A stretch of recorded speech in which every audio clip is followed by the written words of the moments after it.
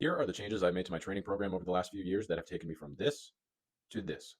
This was me about 4 years ago. At the time of this photo, I had already been training pretty consistently for about 7 or 8 years. I made a lot of newbie gains at the beginning of my journey, but ultimately ended up spinning my wheels for years after that because of mistakes I was making with my training. The biggest thing I was doing wrong was overtraining. I was in the gym 6 days a week for an hour to 90 minutes at a time, doing 10 to 12 working sets per muscle group in a workout. Based on what we know now about the stimulus to fatigue ratio and the number of stimulating reps in a set taking close to failure, that is just way too much volume for most people. See, with every set that you do in a workout, you get some stimulus and you get some fatigue. The problem is every successive set that you do, you get less stimulus and more fatigue than the one before it. You will inevitably reach a point in your weekly training volume where by doing more sets, you're only creating more fatigue for that muscle group and not getting any additional stimulus. Here's a nice little visual representation of what I'm talking about. As you can see, there's a sweet spot that achieves maximal muscle growth, and any additional volume that you do over that, simply too much volume, it's only going to create more fatigue and it is going to limit your gains over time. So what kind of changes did I make to my training? Let's get into it. To give you some idea of what I was doing before in that first photo, this is a look at my weekly chest volume. I was doing a 6-day split, so I would hit every muscle group twice, pretty much with the same exercises both times. As you can see here, for each of my chest sessions, I would do 4 exercises, each of 4 sets to 12, 10, 8, and 6 reps. And I would typically only be resting for 60 seconds in between sets. The glaring issue with this style of training is that it's just way too much volume in a given session and not enough recovery time in between sessions. And since I was only resting 60 seconds between each set, I probably wasn't even fully recovering between my sets in a given session. For contrast, here's what my chest volume looks like now. I'm only doing 4 working sets over the course of the entire week. This is my entire chest volume, 4 working sets. When you lift this way, you're able to use heavier weights, which means more mechanical tension, which means more muscle growth. It is also far easier to recover from, both between sets from the longer 2 minutes rest and between training sessions because my volume per session is much, much lower. So if you want to stop spinning your wheels and start making gains, drop your volume, increase your intensity, increase your rest times, and thank me later. Hope this helps.